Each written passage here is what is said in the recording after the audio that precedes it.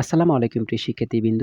SSC এবং দাখিল পরীক্ষা ২০২৬ পরীক্ষা আসার আগে আমরা বলতে পারবো এমন কিছু স্টুডেন্ট আছে যারা পরীক্ষার আগেই ফেল করে বসে আছে। আর ফেল করার বিশেষ কিছু কারণ রয়েছে। আপনি যদি ওই কারণগুলোর মধ্যে পড়ে থাকেন তাহলে অনুরোধ থাকবে অবশ্যই কারণগুলো থেকে বের হয়ে আসুন। না হয় পরীক্ষার আগে আপনিও ফেল করে বসে থাকবেন। তো চলুন বন্ধুরা আমরা মূল কথায় চলে যাই। শুরু করার আগে আপনাদের কাছে একটাই অনুরোধ, আপনি যদি এখন পর্যন্ত আমাদের চ্যানেলটিকে সাবস্ক্রাইব না করেন, অবশ্যই এখনই আমাদের চ্যানেলটিকে সাবস্ক্রাইব করে রাখুন, কারণ পরবর্তী সকল গুরুত্বপূর্ণ ভিডিওগুলো আপনাদেরই জন্য। প্রিয় শিক্ষার্থীবৃন্দ, অনেকেই বলতে পারেন, "ভাইয়া পরীক্ষার আগে কিভাবে বুঝতে পারলেন যে তারা ফেল করবে? আপনি তো অগ্রিম কথা বলে ফেললেন।" দেখেন, আমি আজকে ১২ বছর ১৩ বছর স্টুডেন্ট পড়াচ্ছি। তো যথেষ্ট পরিমাণ একটা ধারণা আছে পড়াশোনার ব্যাপারে। তো বর্তমান যে সিচুয়েশন, বর্তমান যে পড়াশোনার সিস্টেম, সেই সিস্টেম অনুযায়ী আমি আপনাদেরকে এক্সপ্লেইন করে দিচ্ছি। আর আমার কথার সাথে আপনি মিল হতে হবে ওরকম না। অবশ্যই চিন্তা করে দেখবেন যে আমার কথায় কোনো যুক্তি আছে কিনা। তো চলুন, ১ম যে কারণটা থাকবে সেই কারণটা হচ্ছে, যারা স্কুলে স্যারদের কাছে সারা বছর প্রাইভেট পড়ে আসছেন এবং স্যার তারা কি করেছে আপনাদেরকে দেখেন, পরীক্ষার আগে ওই স্যার আপনাদেরকে পরীক্ষার প্রশ্নগুলো আউট করে দিয়ে দিয়েছে গোপনে। কারণ আমরাও জানি আমাদের গ্রাম অঞ্চলে এই সিস্টেমটা বেশি চলে।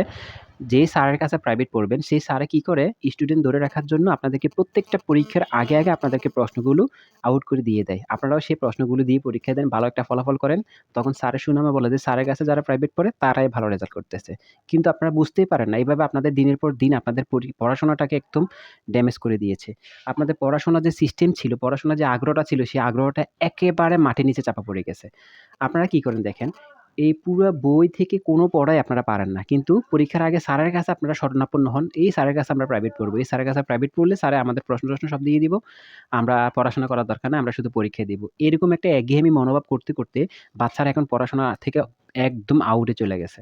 এখন পড়াশোনার মধ্যে বাচ্চাদেরকে আনা সম্ভব হচ্ছে না। আমি আমার এরিয়ার কথা বলতেছি। আমি আমার এরিয়ার বাইরে কোনো কিছু বলতেছি না। তো আমার সাথে একমত হলে অবশ্যই আপনারা কমেন্ট করে জানাতে পারেন যে এই জিনিসটা আপনাদের পড়াশোনা কতটুক ক্ষতি করেছে।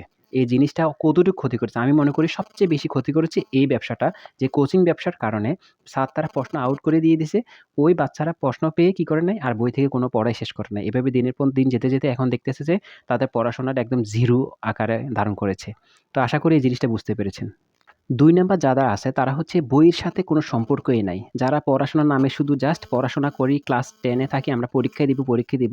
কিন্তু সারাদিন যাচ্ছে, রাত যাচ্ছে, বইয়ের সাথে একটু সম্পর্ক নাই। পড়াশোনায় বসাও নাই। জাস্ট পরীক্ষা নিয়ে ব্যস্ত আছে, যে পরীক্ষা দিব ওইটা নিয়ে বলতে আছে। তো এরকম স্টুডেন্ট অনেক আছে। আমি আমার এরিয়া থেকে দেখছি। আমি বলতেছি, আপনাদের এলাকায় আপনাদের ক্লাসমেটদের মধ্যে এরকম আছে কিনা অবশ্যই কমেন্ট করে জানাতে পারেন, যে পরীক্ষা দিবে এরকম সিচুয়েশনটা তারা বুক করতেছে, যে পরীক্ষা দিবে। কিন্তু পড়াশোনার নামে কোনো কিছুই নাই। পড়াশোনার বাইরে একদম। পড়াশোনার সাথে কোনো সম্পর্কই নাই। এরকম যারা আছে তারা অবশ্যই ফেল করবে। দেখবেন আপনারা মিলিয়ে নিবেন আমার কথা। তারপরে যারা আছে, যারা হচ্ছে বিভিন্ন জায়গায় প্রাইভেট পড়ে, বিভিন্ন জায়গায় প্রাইভেট পড়ে। যেখানে বলবে সেখানেই প্রাইভেট পড়বে। কিন্তু নিজের গোছানো কোনো পড়াশোনা নাই।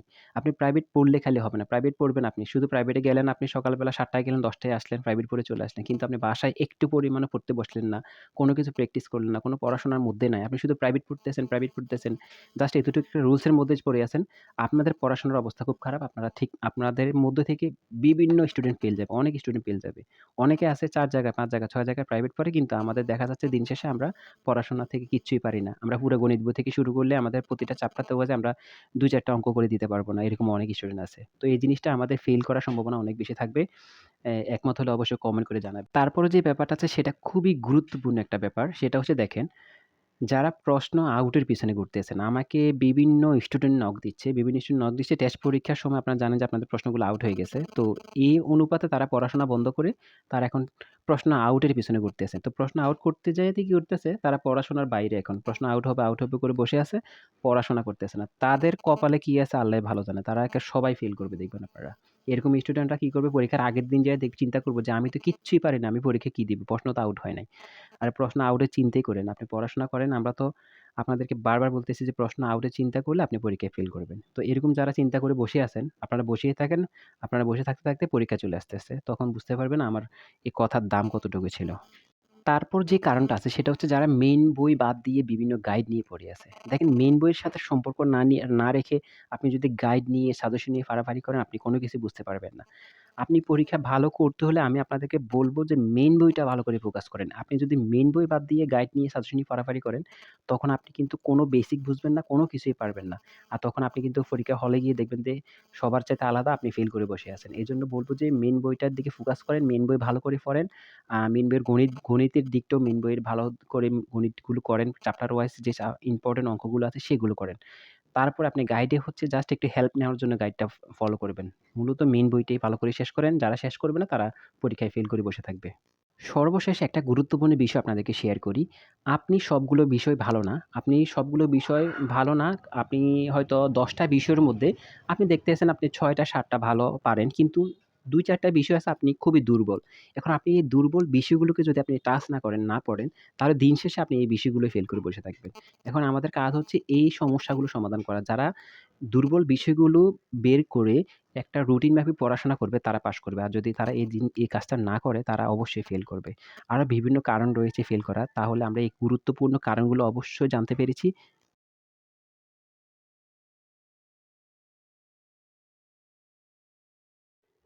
আর এই ভিডিওটি যদি আপনার একটু উপকারে আসে, আপনার কাছে মনে হয় যে এগুলো আপনার হেল্প করবে আপনাকে, কোনো একটা উপদেশ আপনার গ্রহণযোগ্য হবে, তখন অবশ্যই আমাদের ভালো লাগবে। ভিডিওতে লাইক করে দিবেন। আপনার যদি মূল্যবান মতামত থাকে কমেন্ট করে জানাবেন। পরবর্তী সকল আপডেটগুলো আমরাই দেব ইনশাআল্লাহ এবং সাজেশনগুলো দেওয়ার চেষ্টা করতেছি। আমাদের চ্যানেলটিকে সাবস্ক্রাইব করে আমাদের সঙ্গেই থাকেন। ভিডিওটা কে কোথা থেকে দেখছেন অবশ্যই কমেন্ট করে জানাতে পারেন। ভালো থাকবেন, ভালোভাবে পড়াশোনা করেন। ইনশাআল্লাহ ভালো কিছু হবে। আসসালামু আলাইকুম।